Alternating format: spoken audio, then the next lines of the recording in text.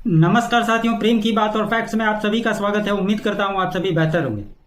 दोस्तों, यशवंत वर्मा मामले में जब उन पर महाभियोग चलाने की बात हुई और जिस समय पूर्व justice Sanjeev Khanna supreme court के चीफ जस्टिस थे, उन्होंने 3 सदस्यीय कमेटी बनाई थी और उस जांच को पूरा करने का आदेश दिया था।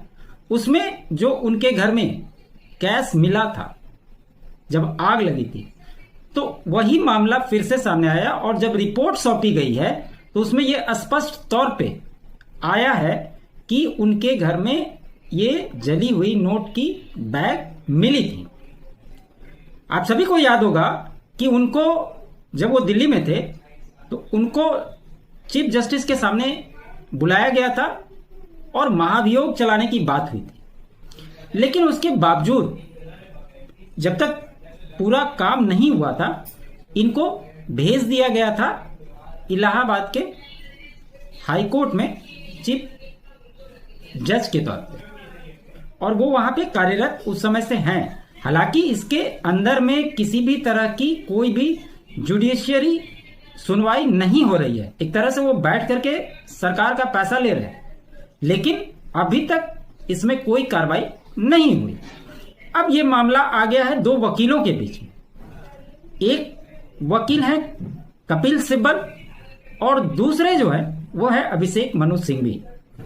इन दोनों के बीच में एक तरह से बहस स्टार्ट हुई कि क्या यशवंत वर्मा दोषी हैं या नहीं है।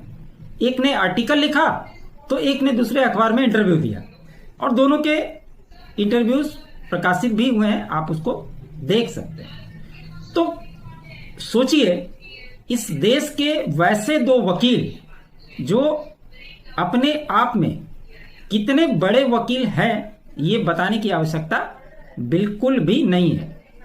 तो क्या हुआ, क्यों मामला बना और ये दोनों वापस में क्यों भिड़ गए। वैसे तो जब भी कपिल सिब्बल का नाम आता है तो उस वीडियो के माध्यम से मैं हमेशा एक बात कहता हूं कि इस देश में जितने भी खास करके हिंदू विरोधी मामले हुए हैं उसमें ये वकील के तौर पे खड़े हो जाते हैं। आप पूरी हिस्ट्री इनकी चेक कर सकते हैं। इसके अलावा ऐसा लगता है कि जो जुडिशरी से बाहर ये एक लॉबी है जो पूरी तरह से